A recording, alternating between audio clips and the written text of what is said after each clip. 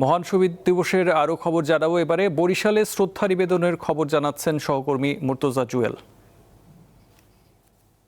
মাতৃভাষা দিবস উপলক্ষে বরিশাল শহীদ মিনারে এখনও শ্রদ্ধা নিবেদন করছে সর্বস্তরের মানুষ। গতকাল রাত 12টা থেকে শুরু হওয়া এই শ্রদ্ধা নিবেদনের ঢল কিন্তু বিদ্যমান রয়েছে। আমরা দেখতে পাচ্ছি যে শহীদ মিনারে বিভিন্ন শিক্ষা প্রতিষ্ঠানের শিক্ষার্থী, বিভিন্ন সাংস্কৃতিক সংগঠন, শিশু, অভিভাবক তারা এসে একে একে ভাষা শহীদদের প্রতি শ্রদ্ধা নিবেদন করছেন।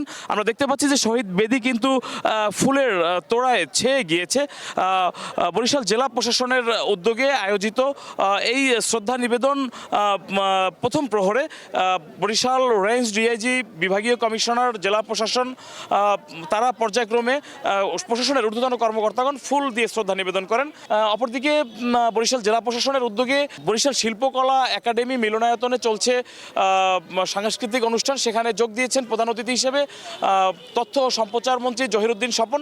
কিছুক্ষণ পূর্বে অনুষ্ঠানটি আরম্ভ হয়েছে এবং সেটি এখনো চলছে।